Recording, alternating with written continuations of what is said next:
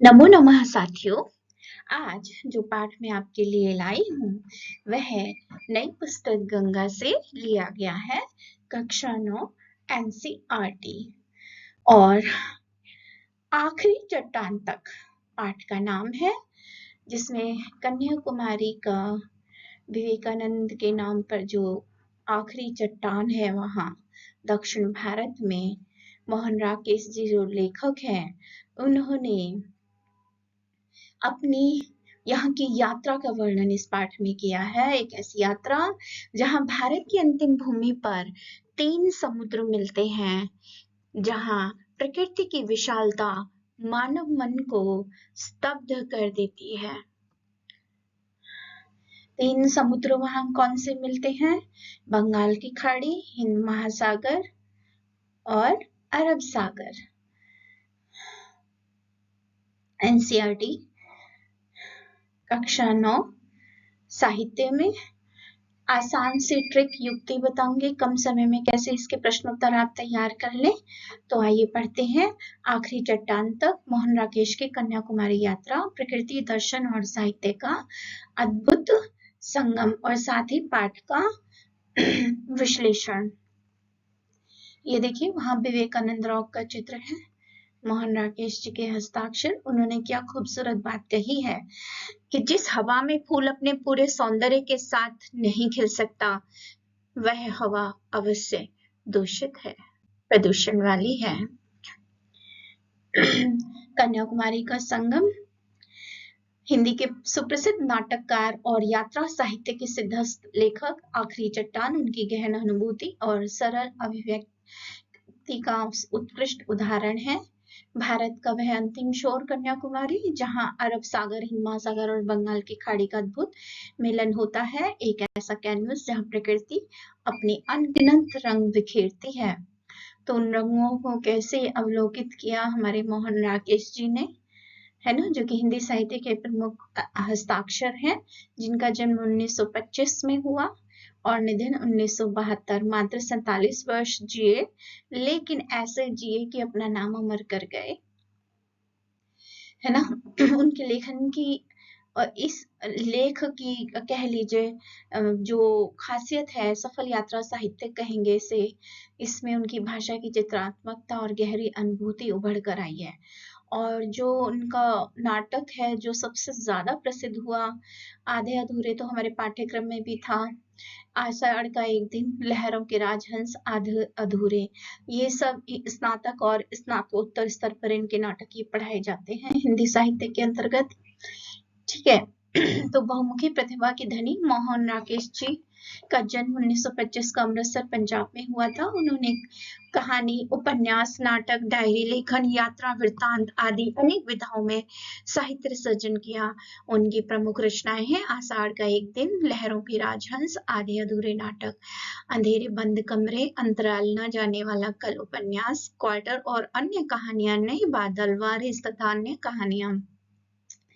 मोहन राकेश की डायरी लेखन है आखिरी चट्टान तक, यानी कि यात्रा वृत्तांत है। इसमें आषाढ़ का एक दिन नाटक के लिए उन्हें संगीत नाटक अकादमी पुरस्कार भी मिला और उन्होंने सारिका नामक पत्रिका का भी कुछ दिनों तक संपादन किया।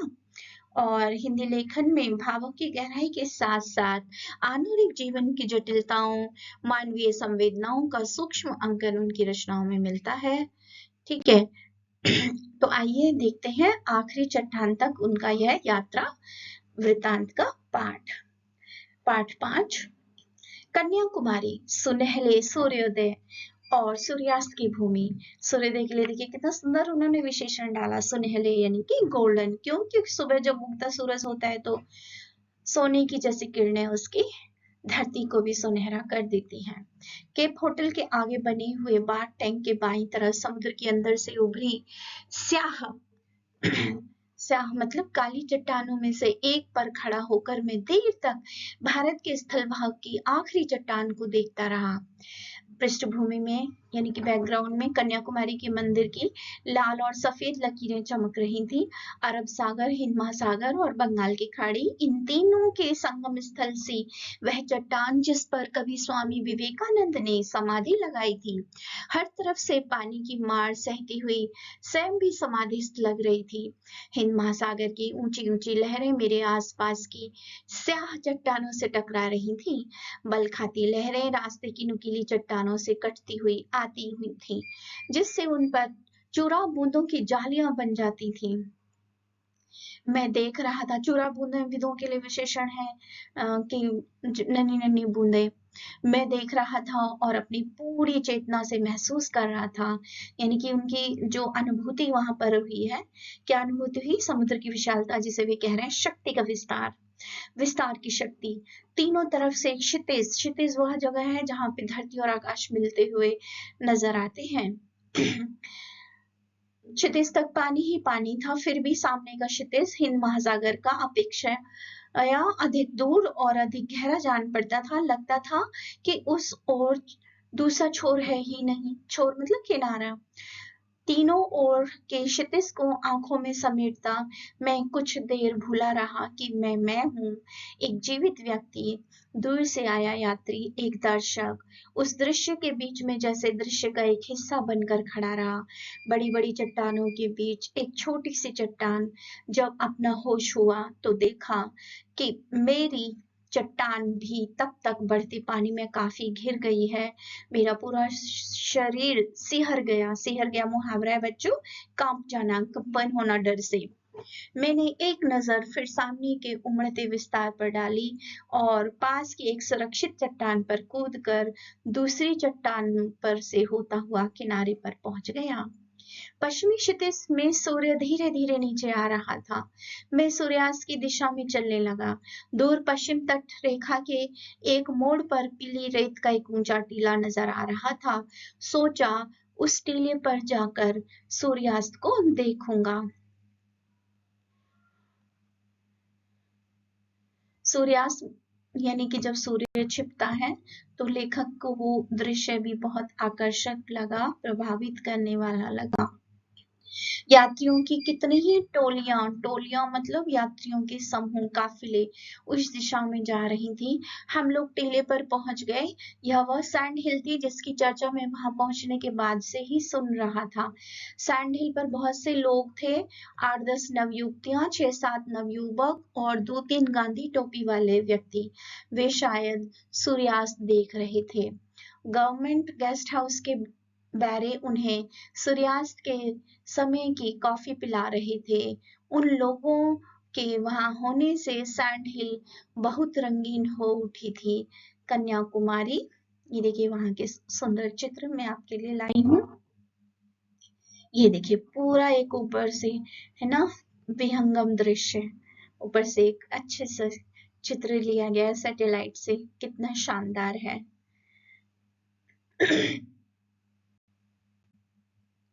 तो सूर्यास्त देखने के लिए उन्होंने विशेष रुचि के साथ सुंदर रंगों का रेशम पहना था। हवा समुद्र की तरह उस रेशम में भी लहरें पैदा कर रही थी। कुछ युवतियां वहां आकर थकी सी एक तरफ बैठ गईं, उस पूरे कैनवस में एक तरफ छिटके हुए कुछ बिंदुओं की तरह। उनसे कुछ दूर पर एक रंगीन बिंदु में ज्यादा देर अपनी जगह स्थिर नहीं रह सका। सैंडहिल से सामने का पूरा विस्तार तो दिखाई दे रहा था, पर अरब सागर की तरफ एक और ऊंचा टीला था जो उधर के विस्तार को ओट में लिए था। सूर्यास्त पूरे विस्तार की पृष्ठभूमि में देखा जा सके, इसके लिए मैं कुछ देर सैंडहिल पर रुका, रहकर आगे उस टीले की तरफ चल दिया, पर रेत पर अपने अकेले कदमों को घसीटता हुआ वहां पहुंचा तो देखा कि उससे आगे उससे भी ऊंचा एक और टीला है। जल्दी जल्दी चलते हुए मैंने एक के बाद एक कई टीले पार किए। टांगे थक रही थी पर मन थकने को तैयार नहीं था।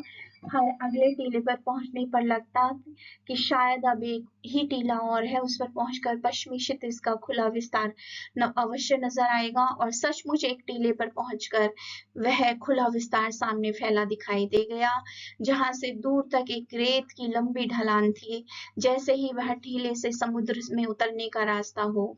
सूर्य तब पानी से थोड़ा ही ऊपर था।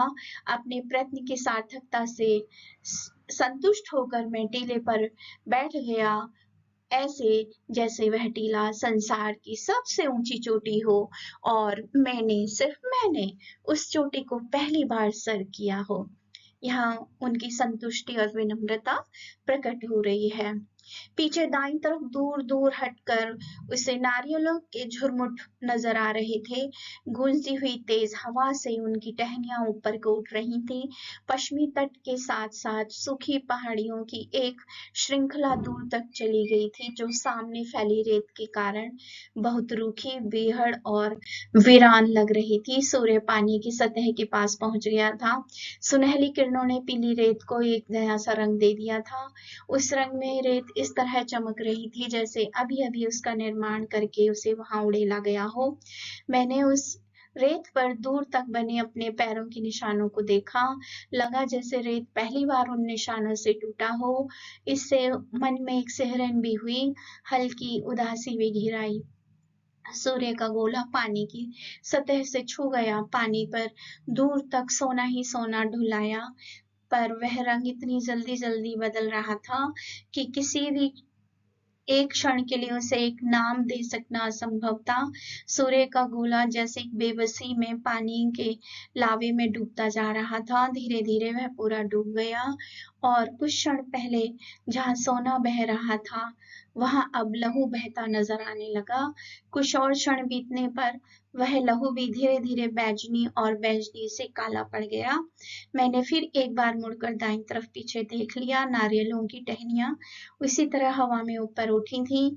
हवा उसी तरह गूंज रही थी, पर पूरे दृश्य पट पर स्याही फैल गई थी। एक दूसरे से दूर खड़े झुरमुट स्याह पड़कर जैसे लगातार सिर धुन रहे थे और हाथ पैर पटक रहे थे।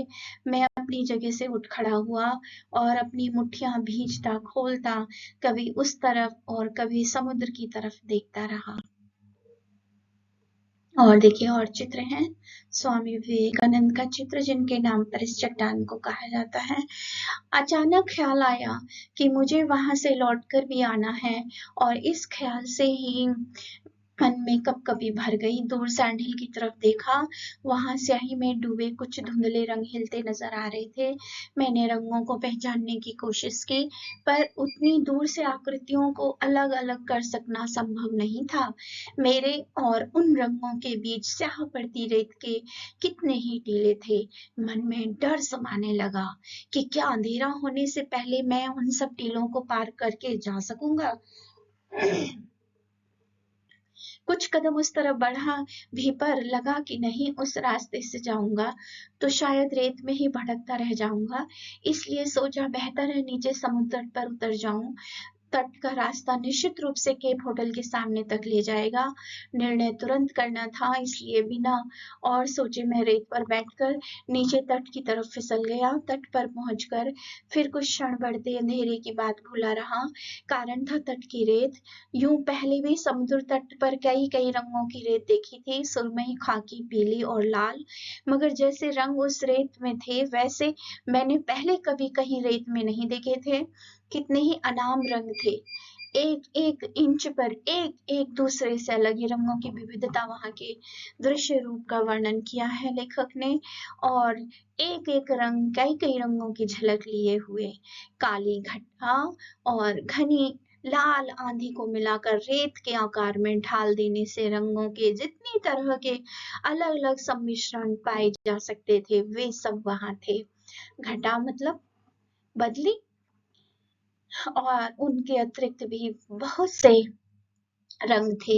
मैंने कई अलग अलग रंगों की रेत को हाथ में लेकर मसल कर नीचे गिर जाने दिया। मतलब छू छू कर वो रेत की अनुभूति हाथ से छू कर रहे थे। जिन रंगों को हाथों से नहीं छू सका उन्हें पैरों से मसल दिया। मन था कि किसी तरह हर रंग की थोड़ी थोड़ी रेत अपने पास रख लूं, पर उसका कोई उपाय नहीं था। यह सोचकर कि फिर किसी दिन आकर उस रेत को बटोरूंगा, मैं उदास मन से वहां से आगे चल दिया। समुद्र में पानी बढ़ रहा था, तट की चौड़ाई धीरे धीरे कम होती जा रही थी। एक लहर मेरे पैरों को भिगो गई तो सहसा मुझे खतरे का एहसास हुआ। मैं जल्दी जल्दी चलने लगा। तट का सिर्फ 3-4 फुट हिस्सा पानी से बाहर था। लग रहा था कि जल्दी ही पानी उसे भी अपने अंदर समा लेगा। एक बार सोचा कि खड़ी रेत से होकर फिर ऊपर चला जाऊं, फिर वह स्याह पड़ती रेत, काली होती हुई रेत यानी कि इस तरह दीवार की तरह उठी थी कि उस रास्ते पर जाने की कोशिश करना ही बेकार था। मेरे मन में खतरा बढ़ गया। मैं दौड़ने लगा। 2-1 और लहरें पैरों के नीचे तक आकर लौट गईं। मैंने जूता उतार कर हाथ में ले लिया। एक ऊंची लहर से बचकर इस तरह दौड़ा जैसे सचमुच वह मुझे अपनी लपेट में लेने आ रही हो। सामने एक ऊंची चट्टान थी। वक्त पर अपने को संभालने की कोशिश की, फिर भी उससे टकरा गया। बाहों पर हल्की खरोंच आ गई, पर ज्यादा चोट नहीं लगी। चट्टान पानी के अंदर तक चली गई थी। उसे बचाकर आगे जाने के लिए पानी में उतरना आवश्यक था, पर उस समय पानी की तरफ पांव बढ़ाने का मेरा साहस नहीं हुआ। मैं चट्टान की नोकों पर पैर रखता किसी तरह उसके ऊपर चट्टान की नोकों पर, मतलब उसके कोनों पर, ट्राइंगल जो होते हैं ना, पिनेकल्स, सोचा नीचे खड़े रहने की अपेक्षा में अधिक सुरक्षित होगा। पर ऊपर पहुंचकर लगा जैसे मेरे साथ एक मजाक किया गया हो। चट्टान के उस तरफ तट का खुला फैलाव था, लगभग 100 फुट का। कितने ही लोग वहां टहल रहे थे। ऊपर सड़क पर जाने के लिए वहां से रास्ता भी बना था। मन से डर निकल जाने से मुझे अपने आप काफी हल्का लगा और मैं चट्टान से नीचे कूद गया। रात केप होटल का लॉन, अंधेरे में हिंद महासागर को काटती कुछ स्याह लकीरें, एक पौधे की टहनियां, नीचे सड़क पर टॉर्च जलाता बुझाता एक आदमी, दक्षिण पूर्व के क्षितिज में एक जहाज की मध्यम सी रोशनी, है ना। दक्षिण पूर्व के क्षितिज मतलब दिशा में एक जहाज के हल्की सी रोशनी उन्हें दिखाई दी। सूर्योदय का वक्त। हम 8 आदमी विवेकानंद चट्टान पर बैठे थे। चट्टान तट से 100-125 गज आगे समुद्र के बीच जाकर है। वहां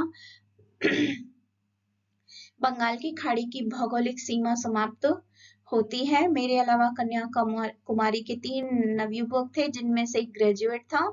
4 मल्लाह थे, मछुआरे, यानी कि जो एक छोटी सी मछुआ नाव में हमें वहां लाए थे। नाव क्या थी, रबड़ के पेड़ के 3 तनों को साथ साथ जोड़ लिया गया था। बस नीचे की नुकीली चट्टानों और ऊपर की ऊंची ऊंची लहरों से बचाते हुए मल्लाह नाव को उस तरफ ला रहे थे। तो मैंने आसमान की तरफ देखते हुए उतनी देर अपनी चेतना को स्थगित करने की चेष्टा की। अपने अंदर के डर को दिखावटी उदासीनता से ढक रखना चाहा था, पर जब चट्टान पर पहुंच गए तो डर मेरी टांगों से उतर गया, क्योंकि वहां बैठे हुए भी वे हल्के हल्के कांप रही थी। ग्रेजुएट नवयुवक मुझे बता रहा था कि कन्याकुमारी की 8000 की आबादी में कम से कम 4-5 शिक्षित नवयुवक ऐसे हैं जो बेकार हैं। उनमें से 100 के लगभग ग्रेजुएट हैं।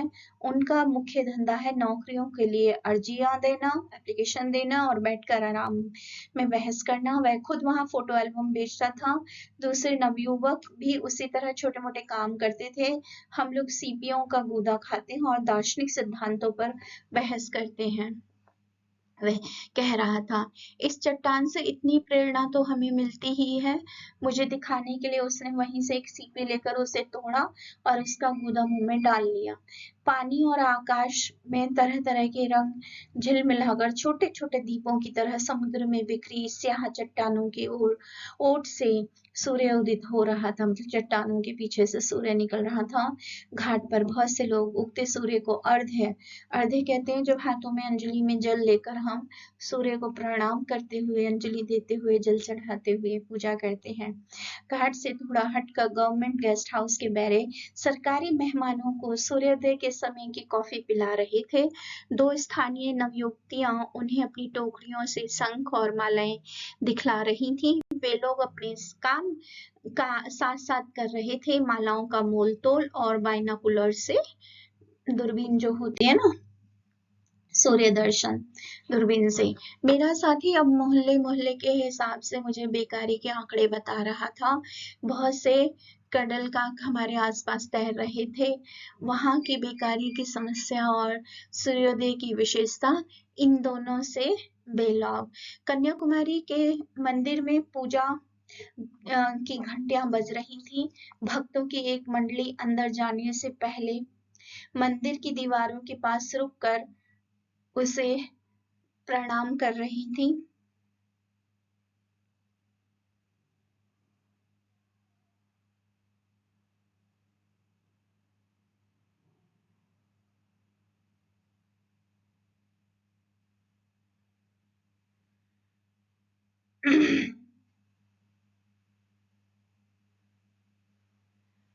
भक्तों की एक मंडली अंदर जाने से पहले मंदिर की दीवार के पास रुककर उसे प्रणाम कर रही थी। सरकारी मेहमान गेस्ट हाउस की तरफ लौट रहे थे। हमारी नाव और किनारे के बीच हल्की धूप में कई एक नावों के पाल और कडल काकों के पंख एक से चमक रहे थे।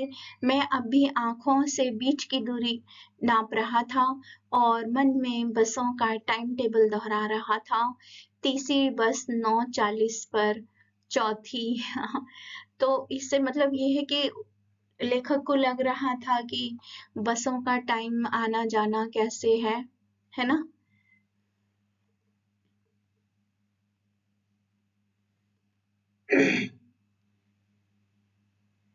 तमिल में इसको कहते हैं कदल, का मतलब प्रेम या प्यार होता है। ठीक है।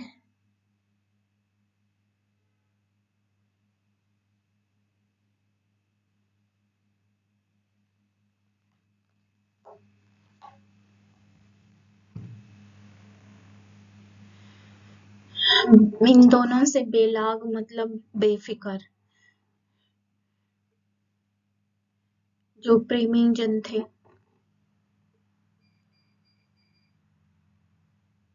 अब देखिए इसके जो एमसीक्यूज बुक में दिए हैं कि लेखक ने सूर्यास्त का मनोहारी दृश्य कहाँ से देखा। 4 ऑप्शन है, विवेकानंद चट्टान से, अरब सागर के ऊंचे टीले से, पश्चिमी क्षितिज से या सैंड हिल से। तो सही उत्तर है बच्चों सैंड हिल से। मैं कुछ देर भूल रहा कि मैं ही हूँ। यह कथन लेखक की किस मन स्थिति को दर्शाता है। तो ये उनके विस्मित हो जाने की स्थिति को दर्शाता है। वे बहुत चक्के रह गए थे वहां के दृश्य देखकर। मैंने उस चोटी को पहली बार सर किया हो। इस कथन में कौन सा भाव व्यक्त होता है। इसमें उनकी संतुष्टि का, आत्मसंतुष्टि का, ठीक है, भाव प्रकट होता है। विनम्रता का भी होता है, अहंकार रहित भाव का। शक्ति का विस्तार, विस्तार की शक्ति वाक्य में वर्णन है किसका।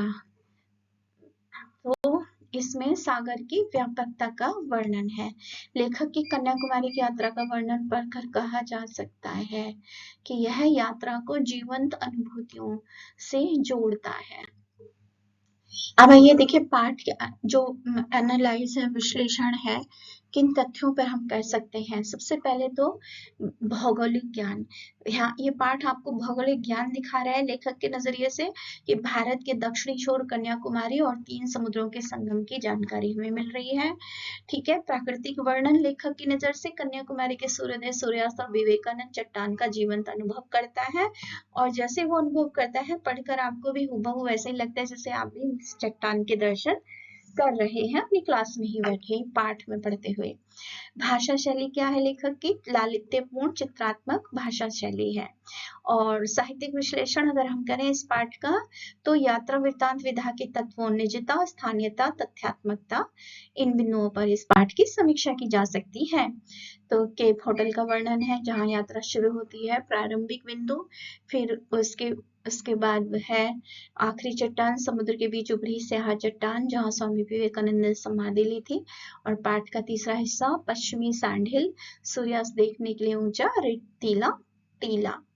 लेखक 3 ओर से असीमित जलराशि से घिरा है और जो यात्रा की मुख्य विषय विशालता के समक्ष मनुष्य का छोटापन को स्थापित कर देता है। शक्ति का विस्तार और विस्तार की शक्ति की लाइन है इस पाठ में कि 3 समुद्रों, अरब सागर, हिंद महासागर, बंगाल की खाड़ी। तो कितना संगम स्थल समुद्र का, तीनों समुद्रों का रहा है, तो कितना विशाल काय पानी की जलराशि वहां उधरी रही होगी। लहरें नुकीले चट्टानों से कटकर चूरा बूंदों की जलराशियां बना रही हैं। अनुभूति क्या हुई? स्वामी विवेकानंद की समाधि स्थली के पास खड़ा लेखक महसूस करता है कि यह विशाल दृश्य का एक अत्यंत छोटा हिस्सा मात्र है। मैं भूल गया कि मैं हूँ। यानी कि लेखक वहां पर स्वयं को भूल जाता है।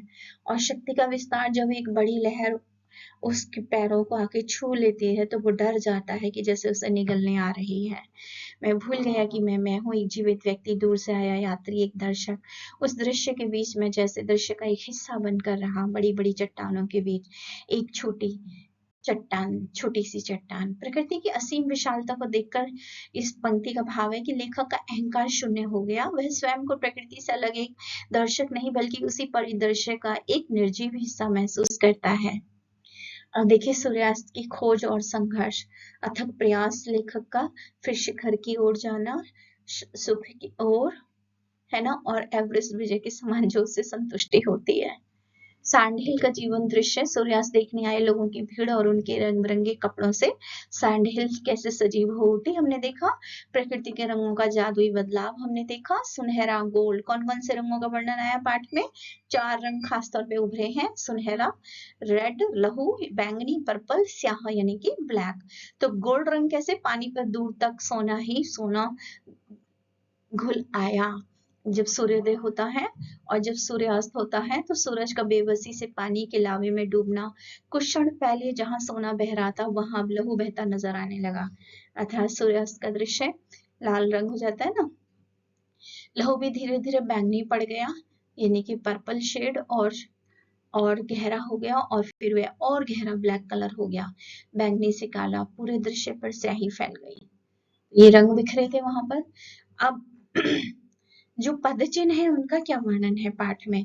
भय और बढ़ता जलस्तर, लौटते समय अंधेरा और समुद्र का बढ़ता पानी लेखक के मन में सिहरन और डर पैदा करता है। रेत के अनगिनत रंग, सुरमई, खाकी, पीली और लाल, कई अनाम रंग थे जो एक एक इंच पर एक दूसरे से अलग थे। अपराध बोध, गिल्ट, जब लेखक अपनी ही पदचापों से उस पवित्र कुंवारी और सुंदर सी रेत को टूटता हुआ देखता है तो उसे एक हल्की उदासी और ग्लानि घेर लेती है। बढ़ते पानी का खौफ, प्रकृति का रौद्र रूप, ये हमने देखा। प्रकृति केवल सुंदर ही नहीं बल्कि अप्रत्याशित और भयंकर भी है। जो समुद्र कुछ पल पहले सौंदर्य का प्रतीक था वही अब जीवन के लिए खतरा बन गया। अनुभव की तुलना, सूर्यास्त बनाम सौंदर्य, एकांत, व्यक्तिगत और दार्शनिक वातावरण, दूसरा वातावरण भीड़ भाड़ वाला, मिशनरी, सरकारी मेहमान, बेरोजगार युवक, फिर रंगों का खेल, सोने जैसे लहू, फिर बैंगनी और अंत में काली स्याही जैसा पानी, आकाश में झिलमिलाते रंग, काली चट्टानों की ओट से उभरता सूरज। ये सूर्योदय की है। और सूर्यास्त के कौन से मूल भावना जुड़ी है? प्रकृति से गहरा आध्यात्मिक जुड़ाव और संघर्ष, प्रकृति के सौंदर्य के बीच कड़वी वास्तविकता, सामाजिक वास्तविकता, व्यवसायीकरण और बेरोजगारी का वर्णन। तो देखिए प्राकृतिक सौंदर्य, विवेकानंद चट्टान के पीछे से उदित होता हुआ सूर्य, शंख और मालाएं बेचती युवतियां, और प्रकृति की असीम शांति, कितना मनोरम दृश्य है ना। और वही रियलिटी उस जगह की कठोर वास्तविकता, कन्याकुमारी के शिक्षित बेरोजगार ग्रेजुएट युवक, मतलब वहां का भी विकास कम हुआ है, उनका यथार्थ। हम लोग सीपियों का गुदा खाते हैं और दार्शनिक सिद्धांतों पर बहस करते हैं।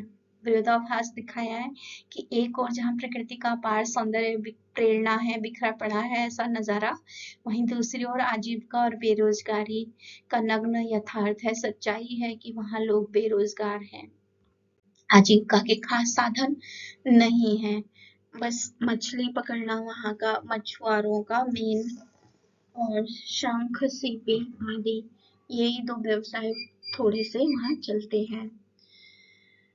कुल आबादी 8,000, शिक्षित बेरोजगार 400-500, ग्रेजुएट 100। ये सामाजिक यथार्थ बताया गया है। यात्रा वृत्तांत के 4 प्रमुख तत्व कौन से हैं? निजता, लेखक के निजी विचार और भावनाएं पाठ में आई हैं। स्थानीयता, स्थान विशेष की संस्कृति और भूगोल, है ना। तथ्यात्मकता, यात्रा विधान में क्या होता है, फैक्ट होते हैं ये, सही भौगोलिक और सामाजिक आंकड़े, चित्रात्मक भाषा, शब्दों से दृश्य उकेरने की कला, और इन चारों तत्वों के आधार पर आखिरी चट्टान पूरी कसौटी पर खरा उतरता है ये पाठ।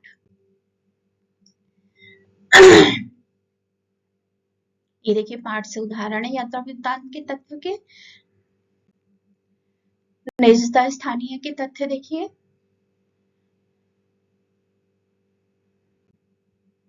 तथ्यात्मकता और चित्रात्मकता के उदाहरण देखिए।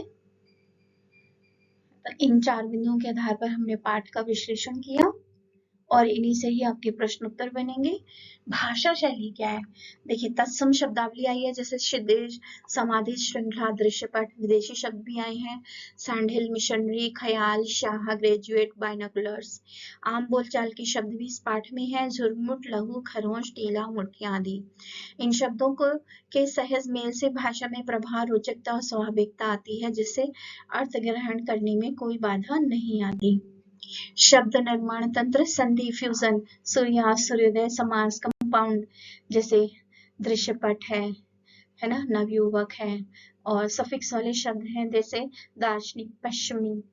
उपसर्ग, प्रीफिक्स कैसे आए हैं इसमें, असंभव, जैसे अ उपसर्ग लगाए। चित्रात्मक भाषा शैली, सूरज का बेबसी से पानी के लावे में डूबना, अंधेरे में हिंद महासागर को काटती हुई स्याह लकीरें, विस्तार की शक्ति, शक्ति का विस्तार, ये चित्र उपस्थित कर रहे हैं ना, ये उदाहरण है। पाठ का मूल संदेश, कोर मैसेज बहुत इंपॉर्टेंट है, याद कर लीजिएगा। इसी के आधार पर इस चैप्टर के 3-4 प्रश्नों के उत्तर आप आराम से बना के लिख सकते हैं, की पॉइंट्स आपको दे रही हूँ। तो इस पाठ के मुख्य बिंदु जिनके आधार पर पाठ का संदेश है, प्रकृति बनाम मनुष्य, प्रकृति असीम सुंदर और रहस्यमयी है, इसके समक्ष मनुष्य का अहंकार शून्य हो जाता है। संघर्ष का यथार्थ, अपार प्राकृतिक सौंदर्य के बीच भी जीवन की कठोर वास्तविकताएं, बेरोजगारी, आजीविका का संघर्ष छिपती नहीं है। निष्कर्ष, कंक्लूजन, यह यात्रा केवल भारी भूगोल की नहीं बल्कि लेखक के भीतर के मानसिक और वैचारिक मंथन की भी यात्रा है। ये देखिए इसके जो मुख्य शब्द हैं, स्याह, समाधिस्थ, सुरमई, पृष्ठभूमि, क्षितिज, कैनवस। और दूसरे शब्द जो पाठ में आए हैं, कडलकाक पक्षियों की एक प्रजाति होती है, और यहाँ पे प्रेमी जन को भी हम मान सकते हैं, दोनों के लिए हम इसको ले सकते हैं प्रतीकात्मक। ज्ञानपरक बहुविकल्पीय प्रश्न, एमसीक्यूज। कन्याकुमारी भारत के मानचित्र में किधर स्थित है, दक्षिण। लेखक का पूरा शरीर क्यों से हर गया, जिस चट्टान पे वह खड़ा था वह बढ़ते पानी में गिर गई थी। आखिरी चट्टान पाठ किस विधा में लिखा गया है, यात्रा वृत्तांत। आखिरी चट्टान पाठ के लेखक कौन है, जी मोहन राकेश। कन्याकुमारी भारत के किस भाग में स्थित है, दक्षिण। किन 3 महासागरों के संगम स्थल पर विवेकानंद चट्टान स्थित है, हिंद महासागर, अरब सागर, बंगाल की खाड़ी। लेखक ने शक्ति का विस्तार और विस्तार की शक्ति किसे कहा है, समुद्र के असीम फैलाव को कहा है जी। सैंडहिल पर सूर्यास्त देखने के लिए लेखक ने किस रंग के वस्त्र पहने हुए लोगों का वर्णन किया है, रंगीन रेशमी वस्त्र पहने हुए उनका वर्णन किया है। इन्हें पढ़ लीजिएगा और समझिएगा, ठीक है। और नीचे जो मैंने ये दिया है कि मिलकर चलें, समावेशी शिक्षा और संवेदनशीलता, ये स्पेशल नीड वाले जो छात्र होते हैं ना, विशेष छात्र होते हैं, दिव्यांग जन, तो उनके प्रति अगर वो वहाँ यात्रा करने के लिए आते हैं तो आप उनकी कैसे मदद कर सकते हो, कौन सी चुनौतियां उन्हें आ सकती हैं, और आप उन चुनौतियों को या उनकी यात्रा को सुगम आरामदायक बनाने के लिए आप क्या सुझाव दे सकते हैं, कौन सी समस्याएं, उनको सोचकर आप लिखिएगा अपनी कॉपी में। लेखक को स्याह काली लकीरें कैसी लग रही थी, वे लकीरें एक पौधे की टहनियों के समान लग रही थी जो हिंद महासागर को काट रही हों। लेखक ने किन 3 सागरों के संगम की बात की है, 3 हमने बताए बार बार, अरब सागर, हिंद महासागर, बंगाल की खाड़ी। मैं हूँ भूल जाने का क्या आशय है, विशाल समुद्र को देखकर लेखक इतना अभिभूत हो गया कि वह अपना अस्तित्व भूलकर स्वयं को उस भव्य दृश्य का एक हिस्सा महसूस करने लगा। गहन विचार, विस्तृत प्रश्न विश्लेषण। कुछ क्षण पहले जहां सोना बह रहा था, अब वहां लहू बहता नजर आने लगा। इस पंक्ति का आशय स्पष्ट कीजिए। यह सूर्यास्त के समय समुद्र के बदलते रंगों का सजीव चित्रण है। सोना गोल्ड, सूर्य की पीली और सुनहरी किरणों का पानी पर पड़ना, जिससे सागर स्वर्ण में प्रतीत होता है। लहू ब्लड यानी कि सूर्य के डूबते हुए समय उसका लाल हो जाना, जिससे पूरा पानी लाल रक्त जैसा दिखाई देने लगा। महत्व क्या है इस पाठ का? यह रूपक लेखक की उत्कृष्ट चित्रात्मक भाषा, सूक्ष्म अवलोकन, माइक्रो ऑब्जर्वेशन क्षमता को दर्शाता है। 21st सेंचुरी स्किल्स में भी आता है ये। कन्याकुमारी भारत के मानचित्र में किस दिशा में, ये हमने कई बार पढ़ लिया। दक्षिण में है। तीनों सागरों के संगम स्थल पर किसने समाधि लगाई थी? स्वामी विवेकानंद जी ने। लेखक का पूरा शरीर क्यों सिहर गया? क्योंकि वह पानी में घिराई थी चट्टान। चलिए आगे देखिए, आप इन्हें पढ़िएगा, समझिएगा, है ना। बहुत इंपॉर्टेंट प्रश्न है। पीपीटी लंबी होती जा रही है और इम्पोर्टेंट प्रश्न है। कन्याकुमारी के शिक्षित युवाओं की स्थिति समाज के लिए क्या संदेश देती है? यह संदेश देती है कि केवल शिक्षा प्राप्त करना पर्याप्त नहीं है, बल्कि रोजगार के अवसरों का होना भी आवश्यक है। स्किलफुल बनना जरूरी है। यह समाज के लिए एक सामाजिक यथार्थ है कि कैसे स्नातक युवा अपनी योग्यता से बहुत नीचे के काम करने को मजबूर है। तथ्यात्मकता का पाठ के संदर्भ में यात्रा वृत्तांत में निजता, इनका क्या महत्व है? निजता के कारण पाठक लेखक के व्यक्तिगत अनुभवों से जुड़ पाता है, जबकि तथ्यात्मकता उसे उस स्थान की सही भौगोलिक और सांस्कृतिक जानकारी प्रदान करता है। इन दोनों के मेल से ही यात्रा वृत्तांत सजीव और विश्वसनीय बनता है। अब देखिए जो पाठ में ये प्रश्न आए हैं। यात्रियों का समूह सूर्यास्त का दृश्य देखने के लिए सैंडल की ओर बढ़ता जा रहा था, लेकिन लेखक सैंडल पर पहुंचकर कुछ देर रुकने के बाद दूसरे टीले की ओर बढ़ने लगा। उसके ऐसे करने के पीछे मूल कारण क्या था? पॉइंटर्स में मेन पॉइंटर्स में आपको उत्तर बताती हूँ, वर्णन आप अपने शब्द में अपने भाषा में करिएगा। तो लेखक द्वारा दूसरे टीले की ओर बढ़ने का कारण था, यात्रियों का समूह सूर्यास्त देखने के लिए सैंडल की ओर जा रहा था, लेकिन लेखक वहां रुकने की बजाय दूसरे टीले की ओर बढ़ गया। इसका मुख्य कारण यह था कि लेखक सूर्यास्त को अधिक एकांत और शांति के साथ देखना चाहता था, ताकि वह उस प्राकृतिक दृश्य की गहराई का अनुभव कर सके और उसकी चित्रात्मकता को आत्मसात कर सके। दूसरे प्रश्न का उत्तर है, कन्याकुमारी के स्थानीय लोगों के विषय में जो जानकारी दी है। लेखक बताता है कि कन्याकुमारी के स्थानीय लोग अपने विशिष्ट संस्कृति और जीवन शैली में रचे बसे हैं। वे पर्यटकों के प्रति सहज हैं और वहां के वातावरण का एक अभिन्न हिस्सा है। यात्रा वृत्तांत में उनके निजता और स्थानीयता का चित्रण मिलता है। प्रयत्न की सार्थकता का अभिप्राय। अपने प्रयत्न की सार्थकता से संतुष्ट होकर मैं टीले के ऊपर बैठ गया। पंक्ति में प्रयत्न की सार्थकता से अभिप्राय लेखक द्वारा सूर्यास्त देखने के लिए किए गए अथक प्रयास और अंततः उस लक्ष्य की प्राप्ति से है। वह उस टीले पर पहुंचकर ऐसा महसूस कर रहा था जैसे उसने दुनिया की सबसे ऊंची चोटी पहली बार फतह की हो मतलब जीत ली हो। लेखक के लिए बिल्कुल नए दृश्य क्या थे?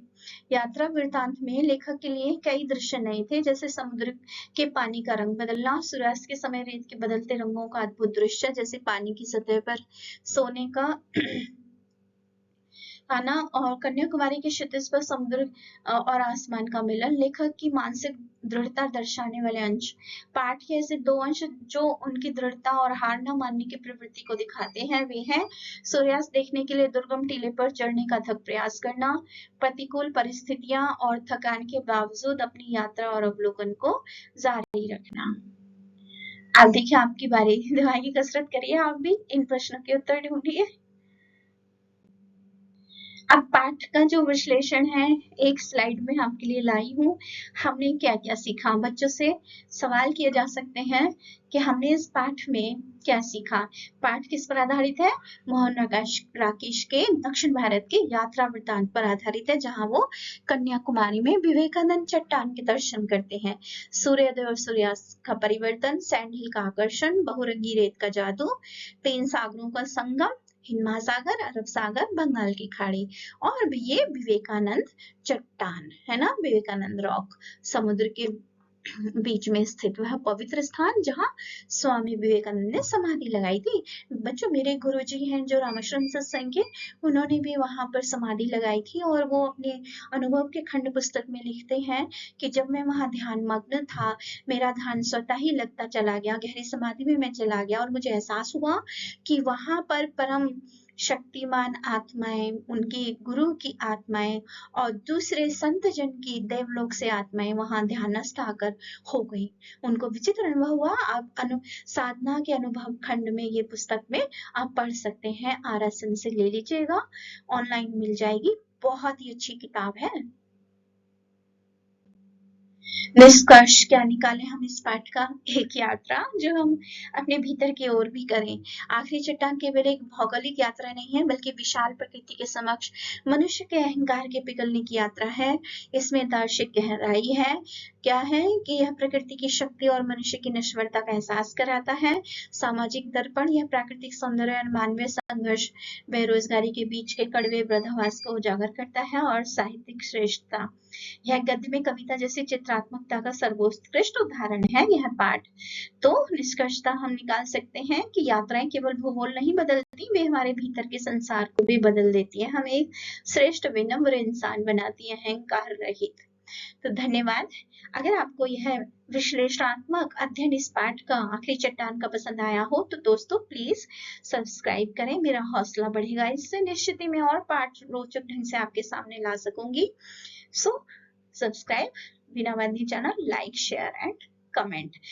अब अध्यापकों से मेरा निवेदन है कि जब भी आप वर्कशीट बनाती हैं तो उसमें नीचे एक दो लिंक अवश्य दीजिए, ताकि छात्र उन लिंक को खोलें और परीक्षाओं से पहले दोहराई कर सकें, क्योंकि पाठ तो हम बहुत समय पहले पढ़ लेते हैं परीक्षाओं से पहले, तो यह उनके लिए बहुत मददगार रहेगा। आसान सी ट्रिक ये है कि एक कागज पर आप पाठ का नाम लिखिए, लेखक का नाम लिखिए, पाठ के मुख्य शब्दार्थ सहित लिखिए, फिर उसके नीचे पाठ की मुख्य लाइन जिनसे थीम का पता चलता है वो लिखिए और पाठ का संदेश लिख लीजिए।